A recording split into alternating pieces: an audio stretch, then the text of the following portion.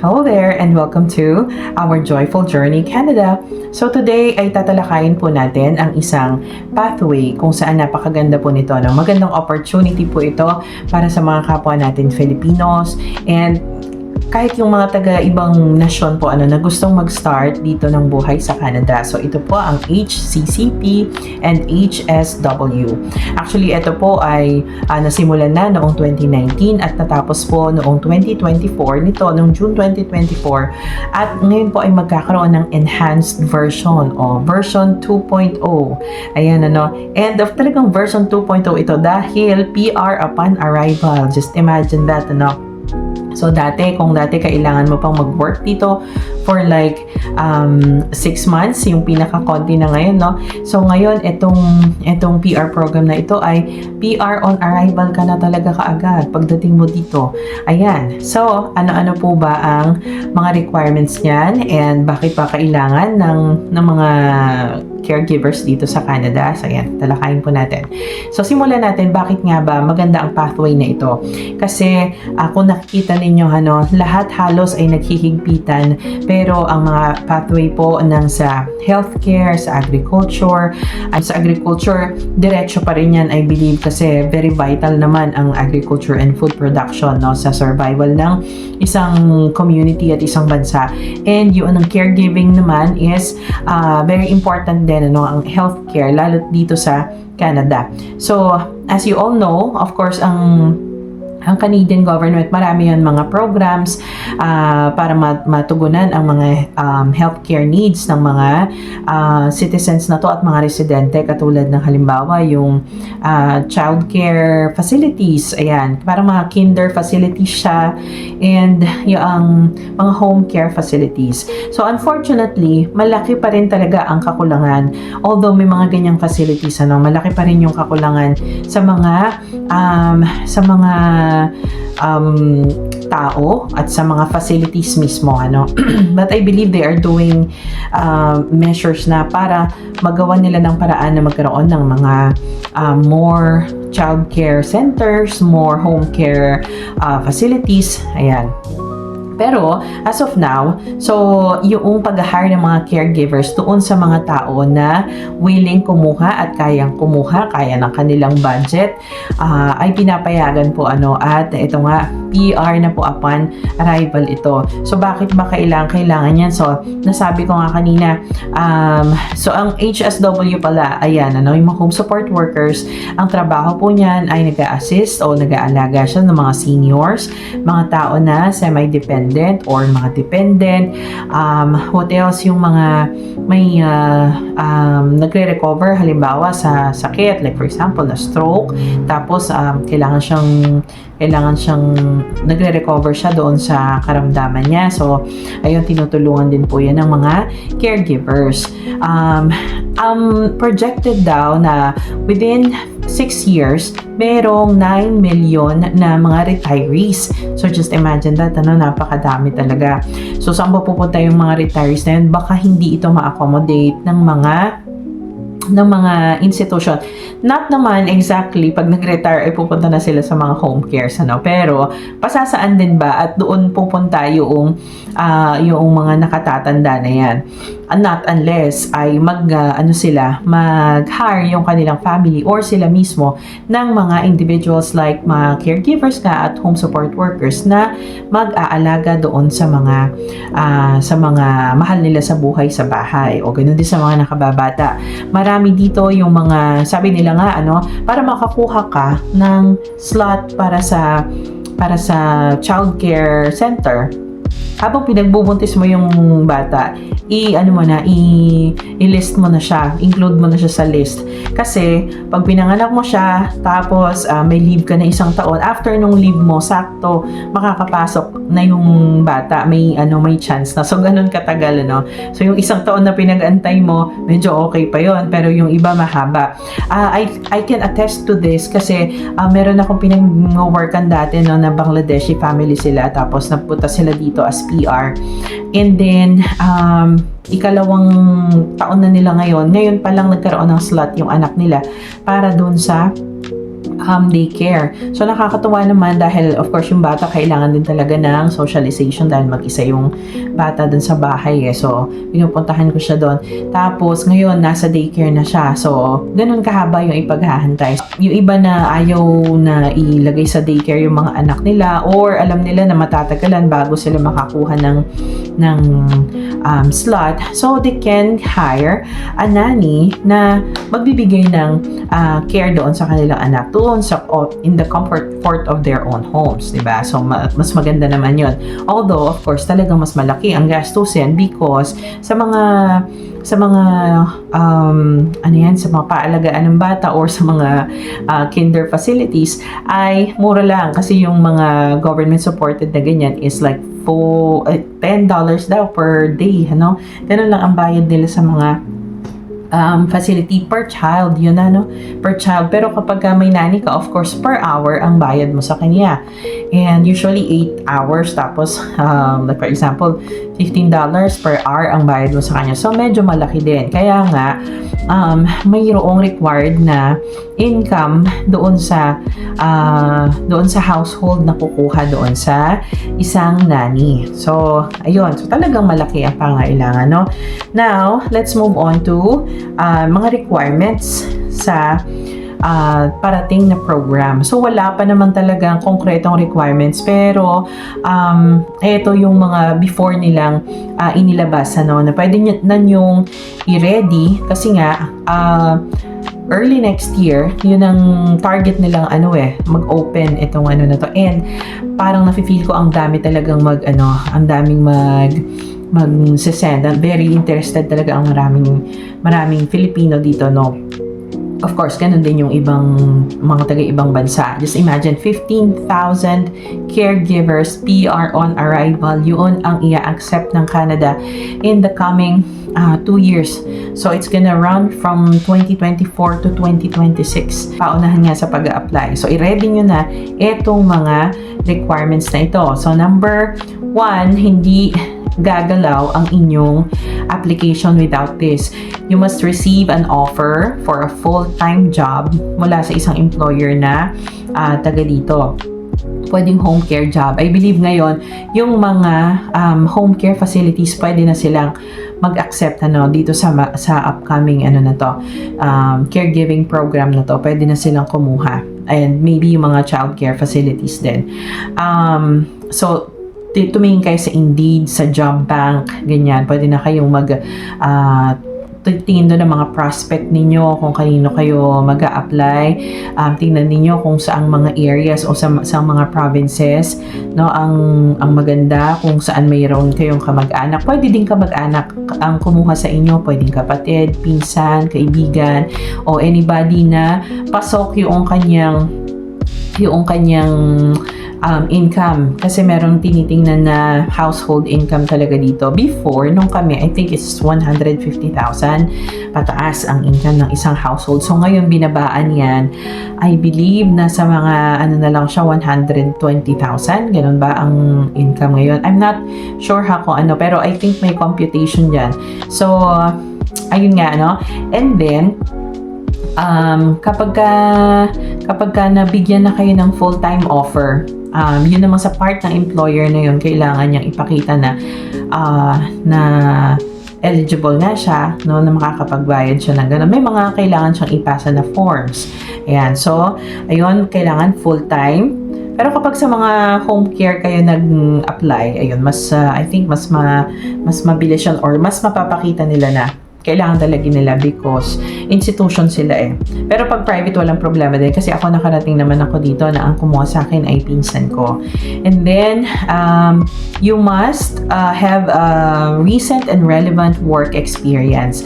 So, hindi pwede na kung ako ay nagturo ng 10 taon, yun ang ipapasok na experience. Hindi pwede yun because it's not relevant to the job that I am targeting, no? So, kailangan ay kung childcare din. So, dapat mapakita nyo na kayo ay may experience ng 6 months at least, no? Ngayon, 6 months. Before, 1 year yata yan, na nagtrabaho sa isang like for example, na nagnani kayo, di ba? Pwedeng sa pinsan nyo din yan.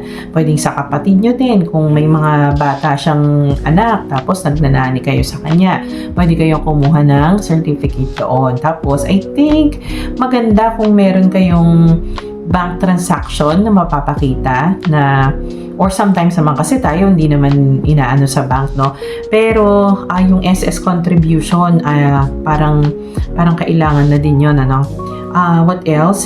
Although hindi naman ito pinakita, kaya lang kasi mas maganda na ready tayo doon sa mga ganong instances na baka hanapin yung proof of payment ninyo, ganyan. So, ayun, i-ano nyo na lang din yun, mag-ready na lang din kayo doon. What else? Hold an equivalent of Canadian high school diploma. So, binabaan din po yan, ano? Before, ang hinahanap nila is secondary graduate with 2-year undergraduate. Ayan, undergraduate and bachelor degree. So that means, ako kasi ang evaluation ko is high school secondary graduate with an undergraduate bachelor course, 3-year undergraduate. So dahil nga hindi tayo pasok sa K-12, pero ngayon, I believe yung mga graduate ng K-12, pwede na kayong mag-apply dito sa caregiving program. Just imagine kapag nakuha kayo, ang bata nyo pa, ay pwede na kayo mag-start ng buhay nyo dito sa Canada. So, malaking bentahe din talaga yung K-12, ano?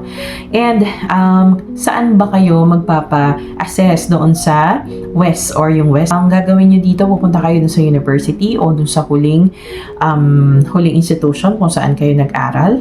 Tapos, magbabayad pala kayo muna. So, ang bayad dito is around 200 mahigit. I'm not really particular kung ano yung exact amount. $200 pataas. Mag-ready kayo ng 200 to 300 Canadian dollars, no? And, ito naman po ay pag nakabayad na kayo doon sa West, ay punta na kayo doon sa university or education institution na huli yung pinag-aralan, and doon kayo kukuha ng TOR. Tapos yung TOR na yon ay isesend nila directly sa West. Okay? So, kapag kayo na-send nila na yun sa West, yun ang West ang bahala. Kailangan kasi ng West na makita na direct link doon nang galing sa institution yung paper nyo. Kasi of course yung iba, kung manggagaling sa individual, for example, ay baka kasi yung iba pinepeke nila, 'di ba? Marami pa naman ganyan sa Pilipinas yung mga papeles na ano. So ito, para lang sure yung West doon sa kanilang gagawin na assessment doon sa credentials mo, it should come from the university itself or yung education institution itself, not from the individual. So, hindi po kayo ang magsasend sa West. Ang university nyo po or ang school na huling inattendan ninyo, yun ang magsasend sa West. Okay? So, ayan po.